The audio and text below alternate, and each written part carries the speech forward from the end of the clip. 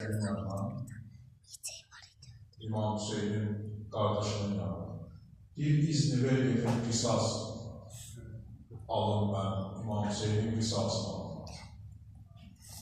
Orada çok maraqlı söhbətlər var.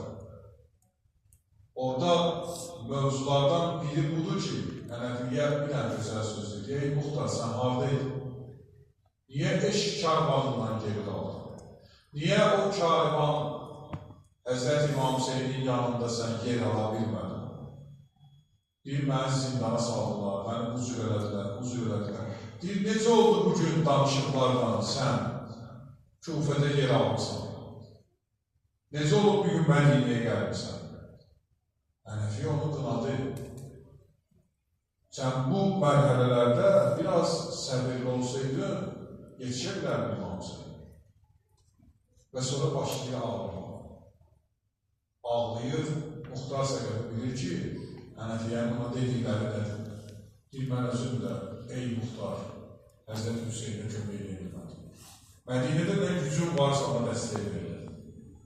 Amma Mədinədən bir adam belə yerindən qalıb Hüseynə tərəf gelmədi. Peyğəmbərin şəhəri.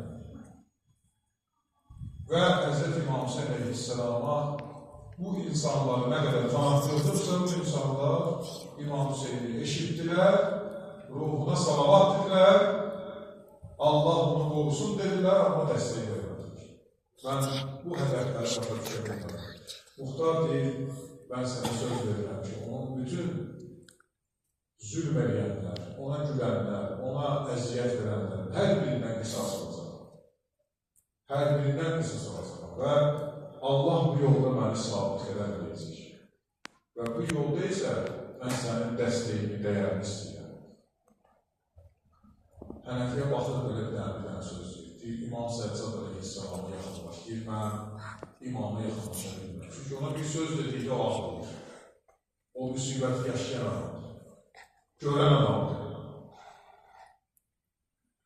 Amma Hənəfiyyənin bir dənə söz olur. Deyir, ey Muxtar, səndən bir dənə xahişim var. Mənim qardaşın balası çox müsibətlədir. Qardaşın balaları çox müsibətlədir. Onların biri Əli Əkbərin müsibətidir. Əli Əkbər müsibəti cavan, Cənab-ı Qasimin bir qardaşının balasının müsibətidir. Və Həzrət-i Xanım Zeynəbin balalarının müsibətidir. Əvvəl Həzrət Abbasının müsibətləri sayır gəlir.